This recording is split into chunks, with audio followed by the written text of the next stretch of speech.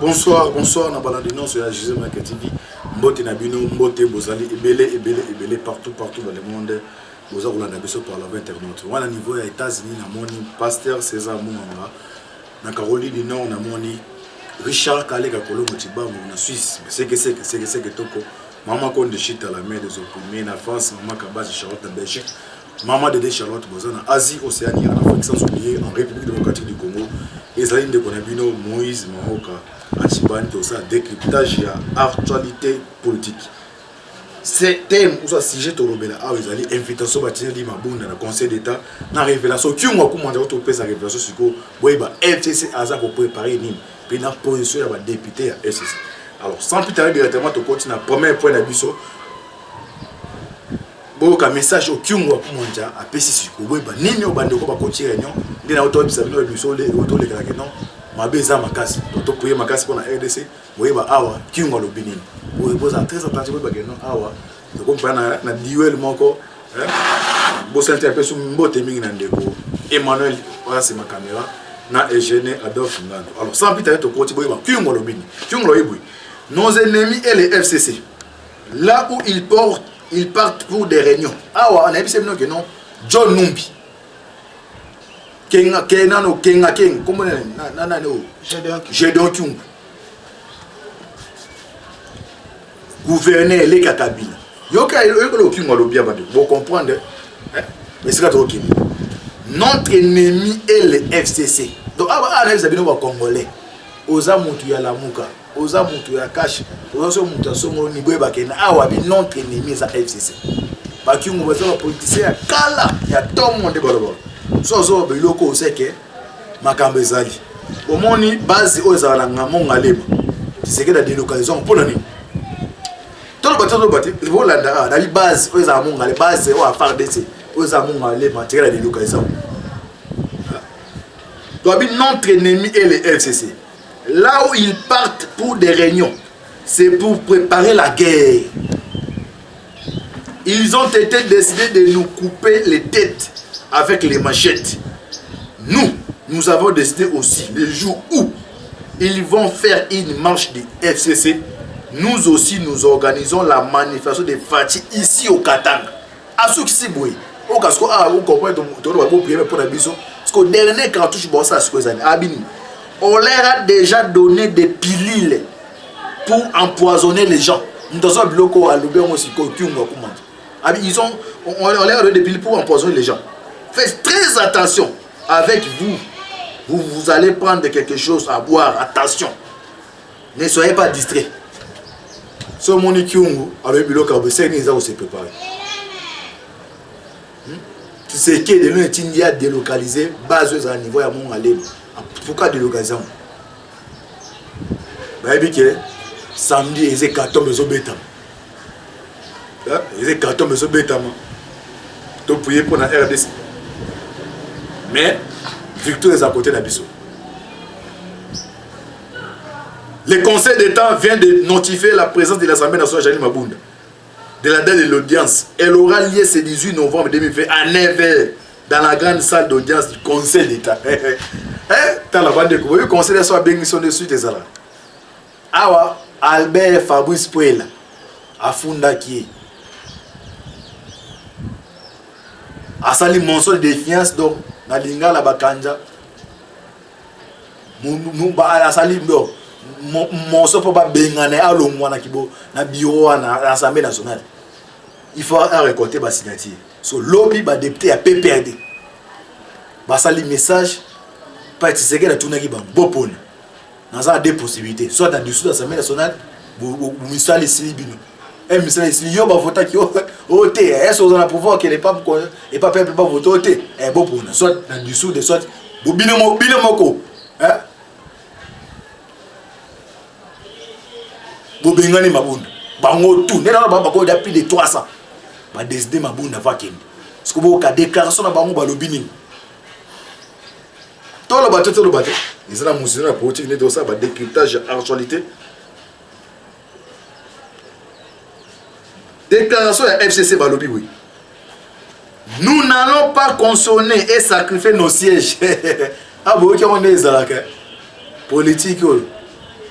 Aux beaucoup la Lyon, monde Babi, nous n'allons pas cautionner et sacrifier nos sièges à travers la dissolution de l'Assemblée nationale à cause d'un bureau léthargique, médiocre et conflictuel qui ne fait que créer inutilement des problèmes et des crises institutionnelles, révèle quelques élus du PPRD. Va continuer. Pour ces députés nationaux qui déplorent par ailleurs la non-convocation répétitive des séances plénières, bloquant ainsi des initiatives de contrôle parlementaire, il est plus que temps pour ce bureau qui s'est caractérisé par une incompétence notoire et une inexpérience avérée dans les traitements du dossier ainsi que la gestion de la chambre basse, de laisser la place à un autre plus aguerri. Nous ne travaillons pas, nous ne faisons que tourner les pouces. Plusieurs collègues ont initié des questions orales avec ou sans débat qui sont placées dans les tiroirs et laissent lettres mortes. Nous regrettons beaucoup. On aurait dû voter pour les collègues locaux. Nous sommes pratiquement à un mois de la clôture de cette session ordinaire de septembre. Une session essentiellement budgétaire. Mais jusque-là, on n'a même pas commencé à examiner la loi sur la réduction des comptes. Qu'en sera-t-il pour la loi des finances? Ce bureau a démontré ses limites.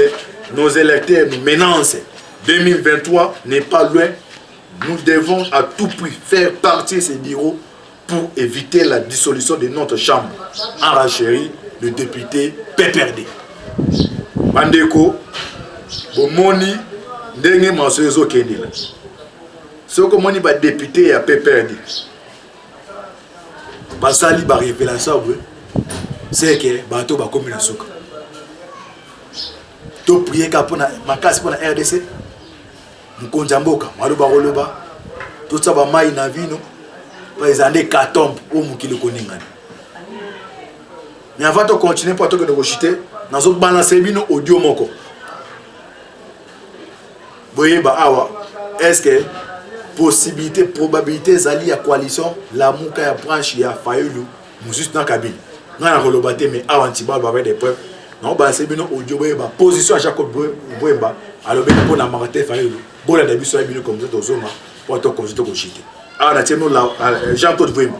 Azolo va pour na marate Fayulu to la début sur soir. C'est de ça qu'il s'agit maintenant.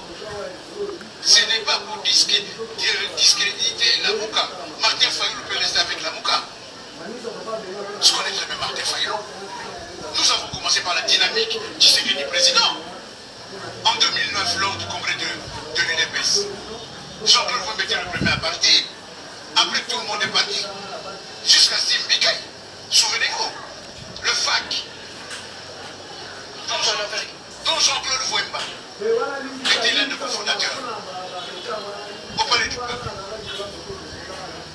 Tous nous sommes partis. C'est Fayulu qui est resté avec le FAC.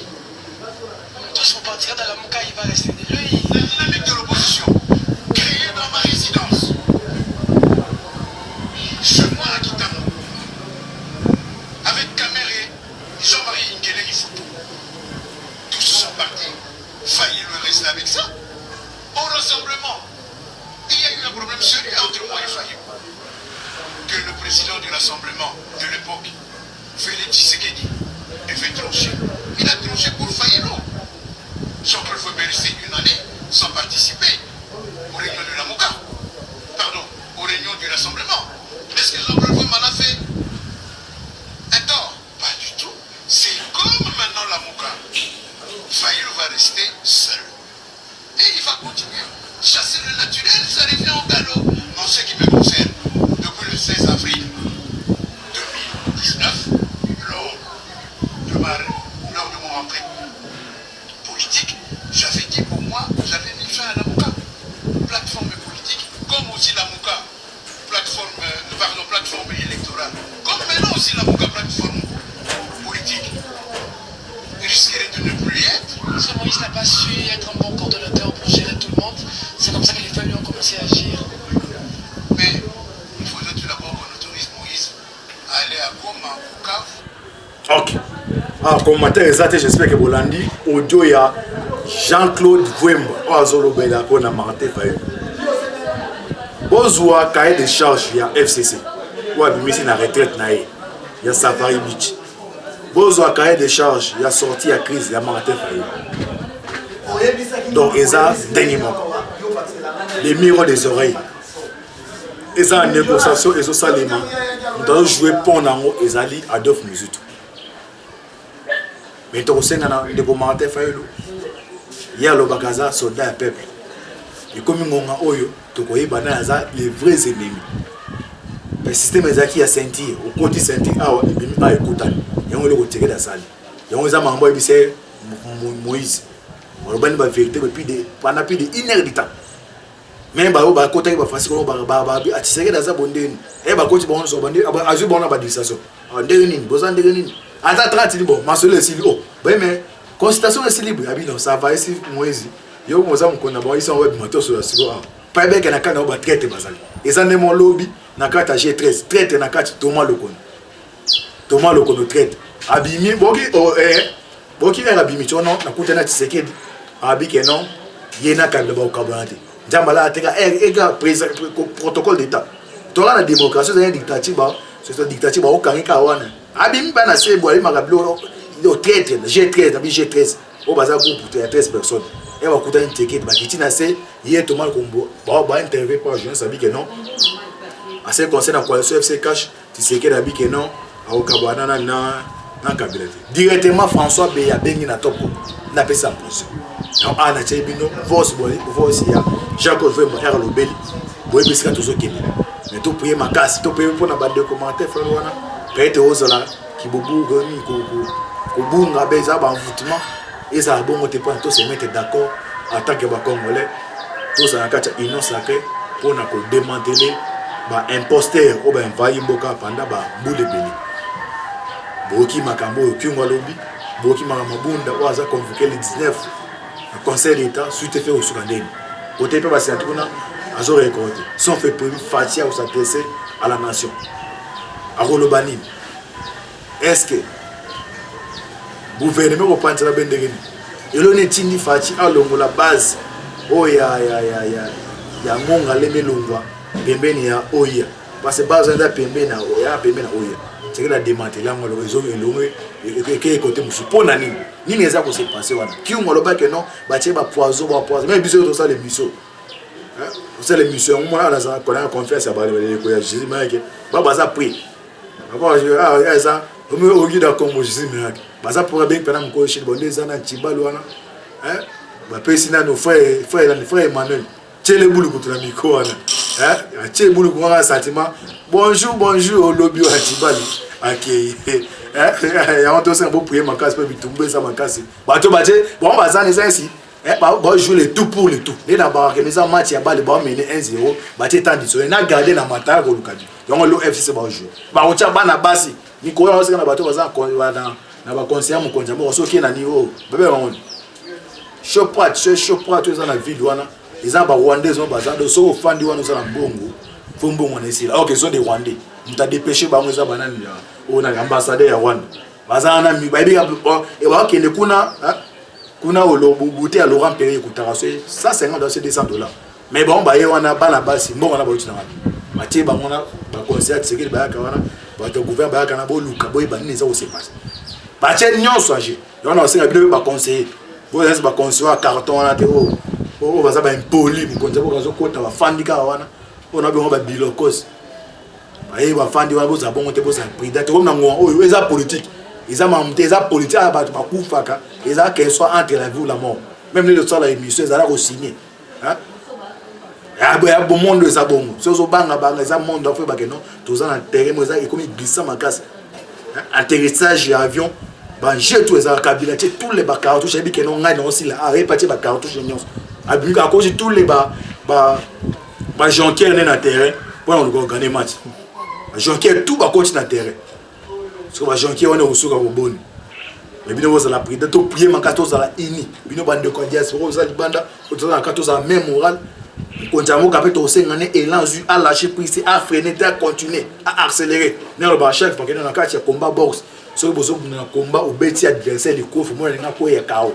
pour combat boxe battre que non il faut gagner bitumana 9e round non à ta première round bon on a les boxe on a les Tyson a dit ça va te KO na première round dès combat Kabia déjà ensuite dans les Kofi moi dans deuxième Kofi déjà dans azo lela hein ba sentir ba sentir yo aza potin na comprendre to Kabila se magasi ba Kofi bazu ba sentir pas que non a isa ko inde il faut comprendre pour se mettre ensemble to vous sur la bande Djamba Pambola Bino c'était votre humble serviteur Moïse Mon Kantiba bo partager bo s'abonner na répéter que non itali ka yo ne so s'abonner pour na Jésus m'a qui a comme na mi 1K pour ne permettre chez nous ba difficulté to c'est là to ça là SOS wana mais ba de muso ba idaraté na éviter mais ndenge déjà to comme 1K et permettre na bino ba ne besoin ko aider bozo mona Rosan ezebele mais au bolinga ka mission musulman politique au bolinga Jésus négatif pour besoin information ta réel ba contribution à bino ba maman na ngai o bazoya ba bi que non antibal